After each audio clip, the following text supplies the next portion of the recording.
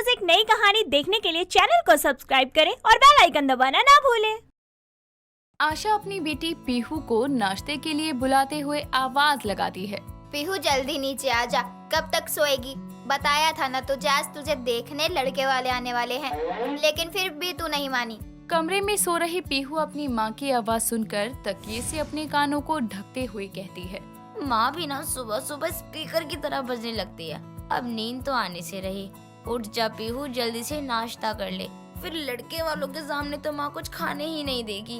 पीहू अपनी आंखों को मसलती हुई उठती है और फ्रेश होकर नीचे नाश्ते की टेबल पर जाकर बैठते हुए अपनी माँ से कहती है, माँ मैं आ गई, लाओ दो मेरा नाश्ता। आशा पीहू के लिए उसका मनपसंद फ्राइड चिकन लेकर आती है, जिसको देखकर पीहू कहती है, अरे वाह माँ, आपके हाथ कहाँ हैं? मन तो करता है आपके हाथों को चूम लूं माँ। सच में चिकन देखकर तो मेरा पेट 2 दिनों का भूखा हो जाता है। मेरा दिमाग मत खा और जल्दी से नाश्ता कर, और फिर मैं साफ सफाई करूँ। लड़के वाले आएंगे, उनके लिए भी अलग नाश्ता बनाना है। क्यों? उनको ये फ्राइड चिकन खिला देना, देखना मेरी जगह आपको पसंद कर लेंगे। जब मुंह खोलेगी उल्टा ही बोलेगी। अरे लड़के वाले शुद्ध शाकाहारी लोग हैं, उनके सामने चिकन का नाम भी मत लियो। फिर तो आपको उनको आने ही नहीं देना चाहिए। आपको पता है मेरा खाना बिना चिकन मटन के पूरा ही नहीं होता। ऐसे शुद्ध शाकाहारी घर में मेरा क्या होगा? अरे लड़का देख तो ले, अब बुला लिया है घर तो सिर्फ इसलिए वापस भेज दूं कि वो शाकाहारी है और तू मांसाहारी। वैसे भी मुझे भी ये बात पंडित जी ने सुबह ही बताई फोन पर, वरना मैं पहले ही मना कर देती। अपनी माँ की बात मानते हुए पीहू भी सिर्फ देख दिखाई के लिए राजी हो जाती है और कुछ देर में लड़के वाले घर आते हैं। लड़के का नाम पंकज था और उसकी माँ सुनैना उसके साथ आई थी। उनके स्वागत में खड़ी पीहू की नजर जैसे ही लड़के पर जाती है, उसके मन में लड्डू फूटने लगते हैं और वो एक टक लड़के को देखकर मन में बोलती है, हाय, ऐसा लड़का मुझे दिया लेकर ढूंढने से भी नहीं मिलेगा। कितना हैंडसम है। 4 गुंडे आ जाए तो मुझे इसको गुंडों से बचाना पड़े, इतना हसीन है ये। पीहू जा, सबके लिए चाय नाश्ता लेकर आ। आइए बहन जी बैठिए। पीहू सबके लिए चाय नाश्ता लाती है और दोनों के परिवार एक दूसरे से बातें करते हैं। सुनैना को पीहू पसंद आ गई थी, इसीलिए वो उससे उसकी पसंद जानते हुए बोलती है, पीहू बेटा, तुम्हें क्या पसंद है खाने में? क्या क्या बना लेती हो? इसको तो चीनी के पराठे पसंद है मुझे, ये कहना चाह रही है माँ। वैसे आंटी जी, मुझे खाने में सब बनाना आता है, दाल चावल, कढ़ाई पनीर, राजमा चावल। देखो तो इसके कैसे सुर बदल गए हैं। चिकन खाने और बनाने वाली अब उसको अपने मेन्यू में रख भी नहीं रही है। सही है, अगर इसको लड़का पसंद है तो मैं ही क्या बोलूं। मेरी बेटी खुश रहे बस। बहुत अच्छा बेटा। बहन जी, हमें तो पीहू बहुत पसंद है। अगर आपकी इजाजत हो तो आज ही रोका करके रिश्ता पक्का कर देते हैं। जी जी, मुझे कोई दिक्कत नहीं है। आशा और सुनैना मिलकर पंकज और पीहू का रिश्ता पक्का कर देते हैं और 1 महीने बाद के मुहूर्त में उन दोनों की शादी भी हो जाती है, जिसके बाद पीहू अपने शुद्ध शाकाहारी ससुराल में कदम रखती है। शादी की रात आराम करके जब अगले दिन पीहू तैयार होकर बाहर आती है तो उसकी सास उससे कहती है, बहू, आज तुम्हारी पहली रसोई है तो तुम रसोई में जाकर पहले कुछ मीठा बना लेना और उसके बाद नाश्ते में तुम्हें जो पसंद हो वो बना लेना। और हाँ, किसी चीज की जरूरत हो तो रसोई में फ्रिज के पास वाली दुकान का नंबर लिखा है, कॉल करके सामान मंगवा लेना, वो दे जाएगा। क्या है ना, नंबर मुझे याद नहीं रहते, इसलिए पंकज ने नंबर लिखकर फ्रिज में चिपका दिया है। ठीक है माँ जी। अपने दिमाग से शाकाहारी ससुराल का ख्याल एकदम से भूलकर पीहू पास की दुकान से चिकन ऑर्डर कर लेती है और मीठे में हलवा बनाकर वो खाने के लिए चिकन बना लेती है। और कुछ देर बाद जब वो नाश्ता बनाकर टेबल पर लेकर आती है तो नाश्ते की टेबल पर पंकज को बोलते सुनती है, माँ, ये चिकन की स्मेल कहाँ से आ रही है? सारा मूड खराब हो गया इससे। बना रहा होगा कोई पड़ोसी। लो बहू, नाश्ता लिए आ गई। हे भगवान, ये मैंने क्या बना दिया? मैं कैसे भूल गई कि मैं एक शाकाहारी ससुराल में हूँ और इनके लिए मैं एक शाकाहारी बहू हूँ। अब क्या करूँ मैं? भाग पीहू, इससे पहले माँ जी तेरे हाथों में चिकन देख ले। पीहू उल्टे पैर रसोई में भागने लगती है। ये देखकर सुनैना बोलती है, बहू, वापस कहाँ जा रही है? माँ जी 10 मिनट दे दो, मैंने जो बनाया था ना वो जल गया, प्लीज माफ कर दो, 10 मिनट दे दो। पीहू जल्दी से रसोई में जाकर चिकन को छुपा कर रख देती है और फटाफट से सबके लिए आलू के पराठे बनाकर नाश्ते के लिए लाती है। जिस पर सुनैना कहती है, अरे बहू, खामखा इतनी मेहनत की, तेरी पहली रसोई थी, तू जला हुआ खाना भी खिलाती तो हम प्यार से खा लेते। हाँ माँ सही कह रही है, तुमने खुद का काम बढ़ा लिया। कोई नहीं, पहली रसोई है ना, जलो हुआ नहीं खिला सकती थी ना आपको। अब आप नाश्ता करो। पीहू अपनी पहली रसोई निपटाकर किचन में जाती है और वहाँ छुपाया हुआ चिकन निकालकर कहती है, आहा, पहली रसोई में चिकन, भगवान मैं भूल गई थी कि मेरे ससुराल वाले वेजिटेरियन हैं। लेकिन माफ करना, मैंने गलती से आज चिकन बना लिया। अब उनको ये तो नहीं बता सकती, इसलिए मुझे अब इस चिकन को खाकर खत्म करना पड़ेगा, क्योंकि मैं उनकी छोटी वेजिटेरियन बहू हूँ। पीहू अपना बनाया हुआ चिकन खाकर खत्म कर देती है और घर में किसी को पता नहीं चलने देती कि उसने अपनी पहली रसोई में चिकन बनाया था। समय गुजरता है, जिसके साथ पीहू का जब चिकन खाने का मन होता तो वो छुप कर बना कर खा लेती। लेकिन 1 महीने बाद मोहल्ले की दुकान से लिए सामान का बिल आता है, जिसको देखकर सुनैना कहती है, ये क्या है पंकज? पीहू, बाहर आना जरा। क्या हुआ माँ, क्यों चिल्ला रही हो आप? कोई भूत वूत देख लिया क्या आपने? हाँ माँ जी, क्या हुआ? इस दुकान वाले का दिमाग फिर गया है क्या? हर महीने इसके यहाँ से सामान आता है। इसका मतलब ये नहीं है कि कुछ भी हमारे सामान के बिल में जोड़ देगा। देख तो पंकज, हमारे इस महीने के बिल में कितनी बार इसने चिकन के पैसे जोड़े हुए हैं। और शाकाहारी लोगों के घर में चिकन कौन खाता है? चिकन? क्या चिकन? ये सच में पागल हो गया है क्या? माँ बिल दो मुझे, मैं बताता हूँ उसको जाकर। यार, ये तो मैंने सोचा ही नहीं कि मैं जहाँ से चिकन मंगवाती हूँ वहाँ के पैसे बिल के रूप में आएंगे। अब क्या करूँ? पंकज जी दुकान पर गए हैं, वो तो बोल देंगे आपकी बहू ने चिकन मंगवाया था। माँ जी को पता चल गया कि मैं उनकी झूठी वेजिटेरियन बहू हूँ, मेरा घर टूट जाएगा। पीहू डर के मारे जोर से चिल्लाते हुए पंकज को रोकती है। रुकिए पंकज जी, ऐसे दुकानदारों को ना मैं अच्छे से सबक सिखाना जानती हूँ। आप मुझे बिल दीजिए, मैं बताती हूँ उसको जाकर। पीहू पंकज से बिल लेकर दुकानदार के पास जाने लगती है, लेकिन सुनैना उसे रोकते हुए कहती है, रुक जाओ बहू, उस दुकानदार के पास जाने की कोई जरूरत नहीं है, क्योंकि उसकी कोई गलती नहीं है। जब घर में चिकन आया है तो उसके पैसे जोड़ेगा ही ना। माँ जी, वो कौन लाया माँ इस घर में चिकन? मेरी झूठी वेजिटेरियन बहू, मुझे सब पता है। तूने ये चिकन मंगवाया है। पहली रसोई वाले दिन तूने चिकन बनाया था ना। माँ जी, आपको कैसे पता?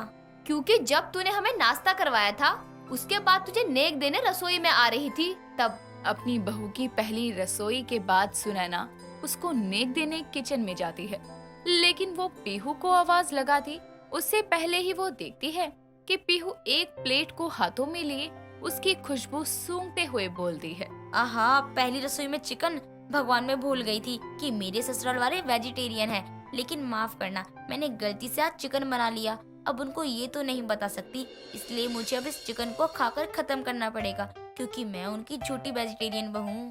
बहू मांसाहारी है, ये बात इसने हमें पहले क्यों नहीं बताई और ऐसे छुप छुप कर ये चिकन खा रही है।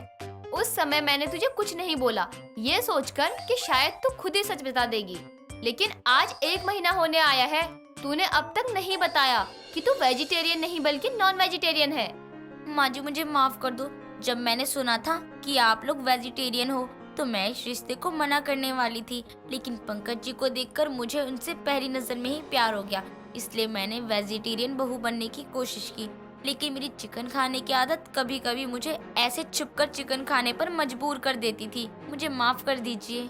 बहू, मुझे इस बात की खुशी है कि तूने हमारे लिए वेजिटेरियन बनने की कोशिश की, लेकिन दुख ये है कि झूठ बोलकर हमें तेरे नॉन वेजिटेरियन होने से कोई दिक्कत नहीं है, इसलिए तुझे ऐसे छुप कर खाने की जरूरत नहीं है। बस जब भी नॉन वेज बनाए तो हमारे लिए खाना पहले ही बना दिया कर। हाँ, और ऐसे ना अपना मन मारने की कोई जरूरत नहीं है। जरूरी नहीं है कि सबकी पसंद एक जैसी हो। बाकी मुझे अच्छा लगा कि तुमने मेरे लिए वेजिटेरियन बनने की कोशिश तो की। आप इतने प्यार से बोलोगे तो मैं कोशिश क्या पूरी वेजिटेरियन ही बन जाऊंगी। मैं हूँ अभी यहाँ। पीहू के ससुराल में इतने समझदार लोग थे कि वो उसकी पसंद को समझ सकते थे, इसीलिए उसकी सच्चाई सामने आने पर भी उसकी सास ने उसको डांटने के बजाय प्यार से समझाया, जिसके बाद अब पीहू को झूठी वेजिटेरियन बहू बनने के नाटक से छुटकारा मिल गया और अब उसका जब मन होता वो खुद के लिए चिकन बनाकर खा लिया करती। सोना का टाका उसके एरिया के गुंडे मंगल से भिड़ा था, लेकिन उसकी मोहब्बत के चर्चे सोना के माता पिता के कानों में पड़े तो उन्होंने अपनी बेटी को दूसरे शहर ले जाकर उसकी शादी एक रोहन नाम के लड़के से कर दी। शादी के बाद सोना अपने पति रोहन के साथ ससुराल में कदम रखती है, जहां उसकी सास चंपा उसका स्वागत करते हुए बोलती है। सोना बहू, तुमको अपने ससुराल में आकर कैसा लग रहा है? देखो, अब इसको अपना ही घर समझना, समझी? जी माँ जी, मुझे इस घर को अपना मानना ही नहीं है। मुझे मेरे मंगल से दूर करके पिताजी ने सोचा कि मैं खुश रहूंगी। बिल्कुल भी नहीं, मैं उसके पास जाकर ही रहूंगी। बहू, अब खड़े खड़े ख्याली पुलाव मत बना, जा कमरे में रोहन इंतजार कर रहा है। ठीक है माँ जी। सोना अपने कमरे में जा ही रही होती है कि तभी चंपा उसको जाते देखकर खुद से बोलती है। बहू घर आ गई, अब जल्दी ही हमारे पोता पोती खेलेंगे इस घर में। ये घर भी बच्चों की किलकारियों से गूंज उठेगा। सोना ये सुनकर अपने मन ही मन में बोलती है। बच्चों की किलकारियाँ तो तब गूंजेंगी जब बच्चे होंगे। मैं आपके बेटे को अपने करीब भी कभी नहीं आने दूंगी। मेरा मंगल मुझे यहाँ से ले जाएगा। सोना अपने मन में बड़बड़ाते हुए अपने कमरे में जाती है, जहाँ वो देखती है कि कमरे को बहुत अच्छे से सजाया गया है। वो आकर बेड पर बैठती है। तभी कमरे के बाथरूम से रोहन कपड़े बदलकर बाहर आता है और उसको देखकर सोना मन ही मन में सोचती है। यार, लगता है ये तो फुल सुहागरात के मूड में है। कैसे रोकूं इसको? नहीं सोना, डर मत। तेरे मंगल के सिवा तुझे कोई हाथ नहीं लगा सकता। इसको जैसे मर्जी रोक। रोहन बिस्तर पर बैठी सोना की तरफ बढ़ ही रहा होता है कि तभी सोना जोर जोर से रोने लगती है। ये देखकर रोहन भागकर उसके पास जाता है और उसका हाथ पकड़ते हुए बोलता है। क्या हुआ सोना, तुम रो क्यों रही हो? वो मेरे पेट और सर में बहुत दर्द हो रहा है। मेरे से बताया भी नहीं जा रहा। अच्छा रुको, मैं तुम्हारे लिए दवाई लेकर आता हूँ। दवाई खाकर अभी तुम्हारा सर दर्द ठीक हो जाएगा। नहीं नहीं, दवाई की कोई जरूरत नहीं है। मैं सो जाऊंगी तो सब ठीक हो जाएगा। आराम मिलता है मुझे सोने से। ऐसा है तो सो जाओ आराम से। सोना पेट दर्द और सर दर्द का बहाना बनाकर सो जाती है और रोहन भी अपनी शादी की पहली रात को बीवी की फिक्र करके सो जाता है। कुछ दिन ऐसे ही गुजरते हैं। सोना रोज कोई न कोई बहाना बनाकर रोहन को करीब आने से रोक देती और रोहन को भी सोना से एक तरफा इश्क हो गया था। इसीलिए वो उसे कोई जबरदस्ती नहीं करता, ना ही कोई सवाल करता।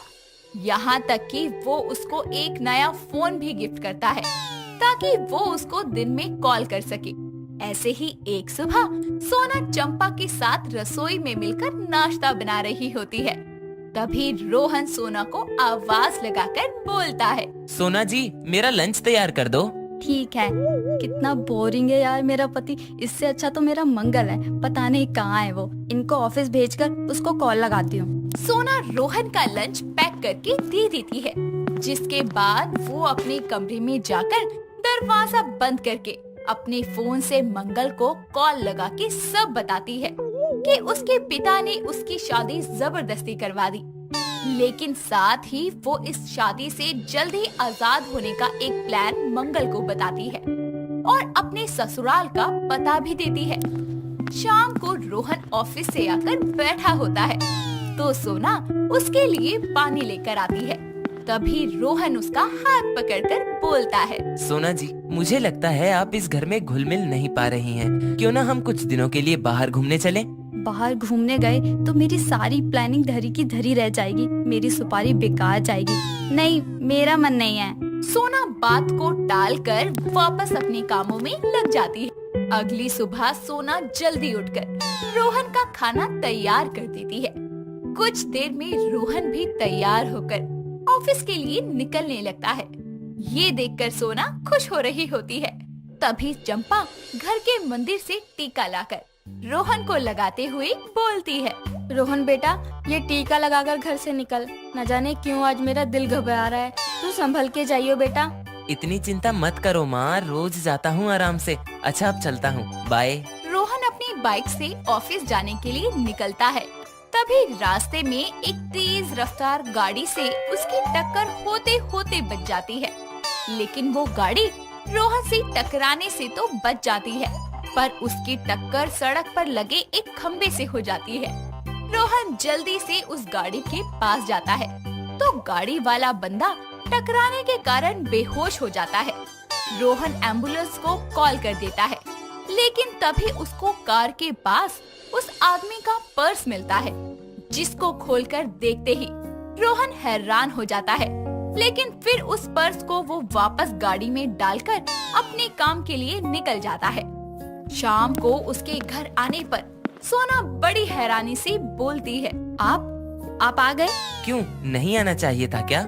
मेरा मतलब वो नहीं है, मतलब सोना आगे कुछ सफाई देती तभी चंपा आती है और अपने बेटे को गले लगाकर बोलती है, आ गया तू बेटा?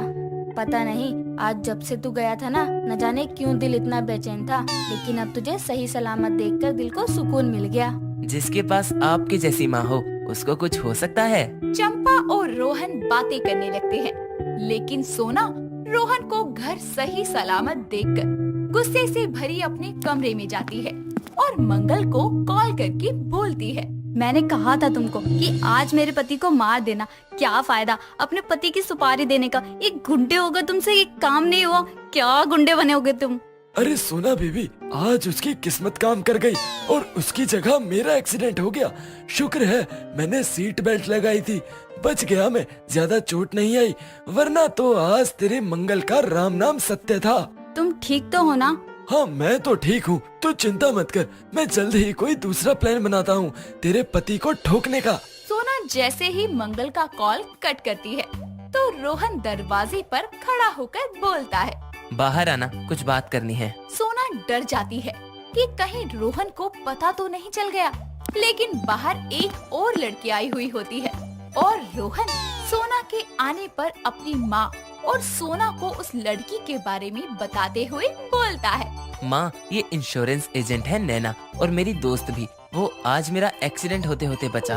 तो क्या तेरा एक्सीडेंट होने वाला था? तुझे कुछ हुआ तो नहीं ना मेरे बच्चे? माँ कुछ नहीं हुआ, पहले मेरी बात सुनो। आज के एक्सीडेंट के बाद से मुझे लगता है जिंदगी का कोई भरोसा नहीं है, इसीलिए मैंने अपना लाइफ इंश्योरेंस करवा लिया है और इसकी नॉमिनी आप दोनों हो। अगर मुझे कुछ होता है तो इस 1 करोड़ के इंश्योरेंस के 75% पैसे माँ को मिलेंगे और 25% सोना तुमको। बेटा तू ऐसी बातें क्यों कर रहा है? अभी तेरी माँ जिंदा है, मेरे होते तुझे कुछ नहीं होगा। माँ समय का कोई भरोसा नहीं होता, क्या पता यमराज बैठकर मेरी मौत की तारीख लिख रहे हो। रोहन की बातों से सोना को लगता है कि उसको उस पर शक हो गया है, लेकिन वो इतना ध्यान नहीं देती। तभी उसके फोन पर मंगल का कॉल आता है तो वो अलग जाकर उससे बात करती है।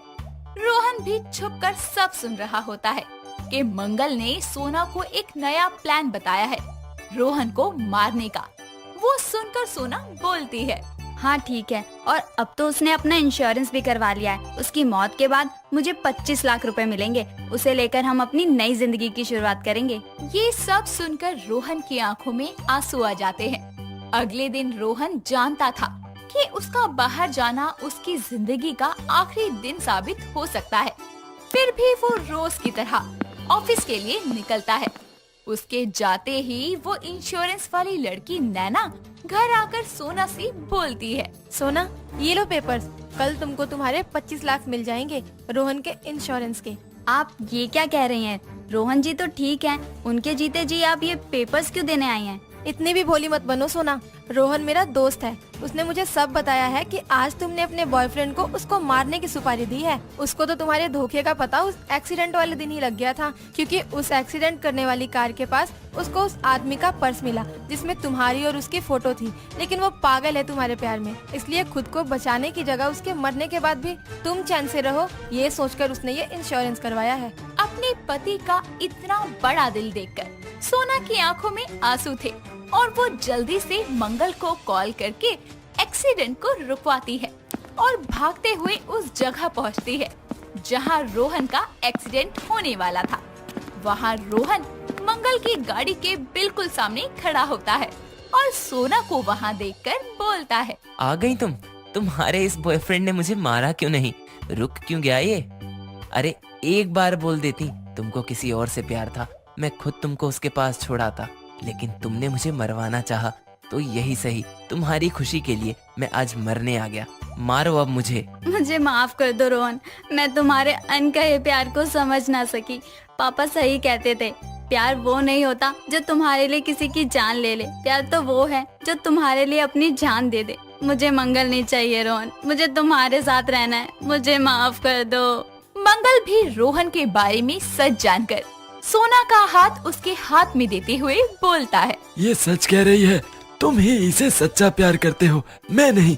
सही वक्त पर मेरे हाथों एक गुनाह होने से बच गया। आखिर रोहन के प्यार ने सोना के नफरत भरे दिल को बदल ही दिया, जिसके बाद वो रोहन से माफी मांगकर उसके साथ अपनी जिंदगी की शुरुआत करती है। दोस्तों, अगर आपको ये कहानी पसंद आई तो इसे लाइक करें, शेयर करें और कमेंट करके बताएं कि कहानी में आपको सबसे अच्छा क्या लगा।